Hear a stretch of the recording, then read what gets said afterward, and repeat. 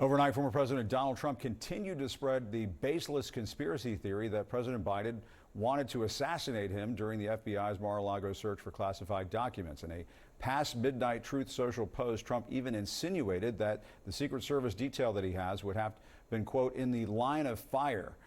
Here's a fact check. Authorizing the use of deadly force during an FBI search is standard protocol. In fact, the search of President Biden's home included the exact same provision. That's not stopping Trump, though, from fundraising off of his lies. In an email titled, "They were authorized to shoot me."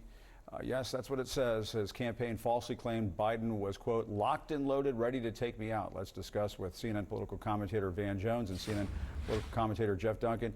Van, to you first. I mean, you know, there are times when I'm reading the teleprompter and I'm reading this stuff and I can't believe the words that are coming out of my mouth. And this is one of those cases because it almost seems foolish to ask you, Van, what do you think about that? I mean, obviously, it just boggles the mind. Well, it's very dangerous. I mean, we can kind of put in a cartoon clown nonsense from Donald Trump, but what he's doing is consistently undermining the American public's faith in America's government. America's government is not authorizing anybody to kill Donald Trump. But you start putting these conspiracies out there over and over again. This is termite politics. You're eating into the foundational competence of the people in the government. That's delegitimating America's government. That's what foreign adversaries try to do. That's what Iran is trying to do. That's what Russia is trying to do. Donald Trump is eating into the legitimacy of American democracy, and he does this type of stuff, and we don't know where it ultimately leads, but it's not a good place. Yeah, Jeff, I mean, what do you think? I mean, obviously there are some folks out there who believe this stuff. Otherwise, they wouldn't put it in a fundraising email. It's par for the course for Donald Trump. We watched this play out with the 2020 election cycle. We watched this play out over and over and over again. And quite honestly, it's one of the reasons why I, as a lifelong Republican, have decided to change my support to support Joe Biden, even though he's a Democrat, lifelong Democrat, because we cannot take 4 more years of this chaos and lie and the willingness to just do anything to remain in power. It's dangerous, it's reckless, and as a country that is expected to be a part of leading this entire world, we cannot put people in powerful positions that are willing to do and say anything to stay in charge. Yeah, and you can't put your head in the sand and pretend like he's not saying this stuff when he's saying this stuff. And Van, I did want to ask you to that point that Jeff was raising. I mean, Nikki Haley said yesterday she's going to vote for Donald Trump. Let's listen to what she said yesterday, how she characterized the former president earlier this year. A little compare and contrast. Let's listen. I will be voting for Trump. The herd mentality is enormously strong. A lot of Republican politicians have surrendered to it. I feel no need to kiss the ring. I put my priorities on a president who's going to have the backs of our allies and hold our enemies to account. He's all but said he's going to abandon Ukraine. That's a massive gift to Vladimir Putin. Trump would be smart to reach out to the millions of people who voted for me and continue to support me. I genuinely hope he does that. He says they'll be barred from MAGA permanently. That's not the way you win elections. He's not qualified to be the president of the United States.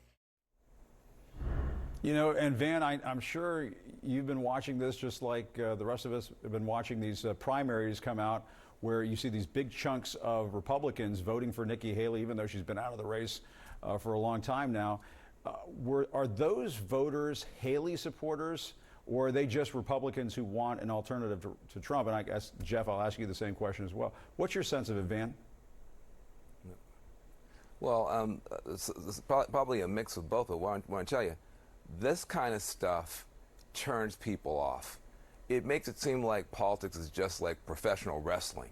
That you turn heel this moment, you turn another way another moment. That nobody really believes in anything. There's no principles. There's no values anymore. You know, I respect Republicans like our guest here, our colleague here, who actually says what he means and means what he says.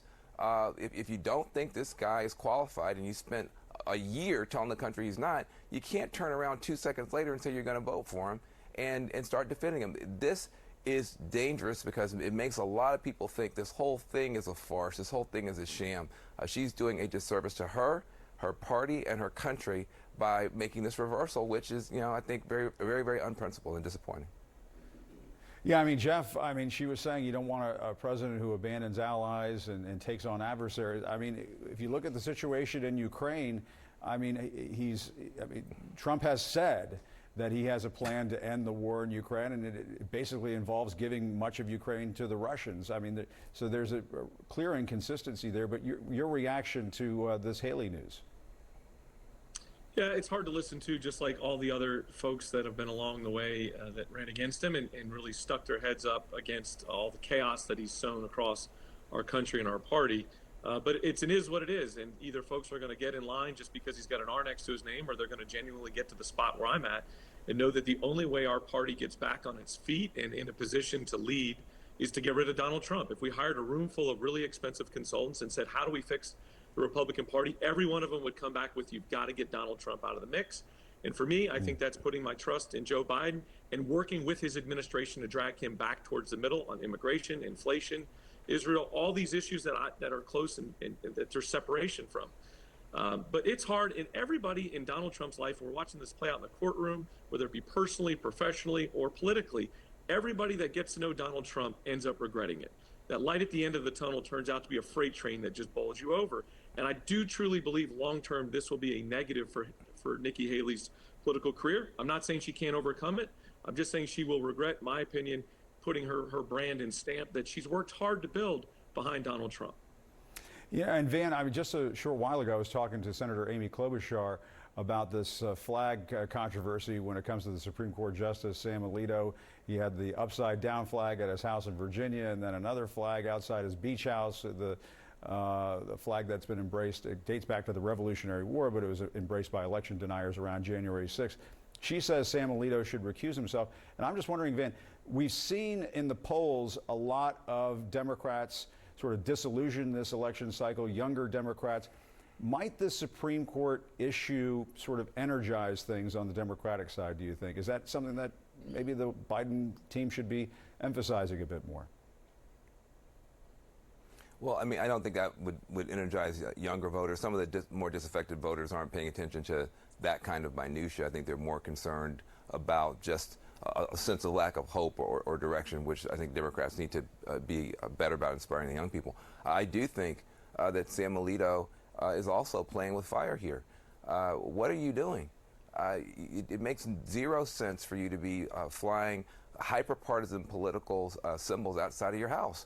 Who does that? What judge on planet Earth does that? That is literally the definition of you are not a judge. You are a political activist. And so there's really no reason for him to do something like that. And it puts the country in jeopardy when people no longer believe in even the Supreme Court, which is where we're headed. All right, Van and Jeff, guys, thanks so much. Really appreciate it.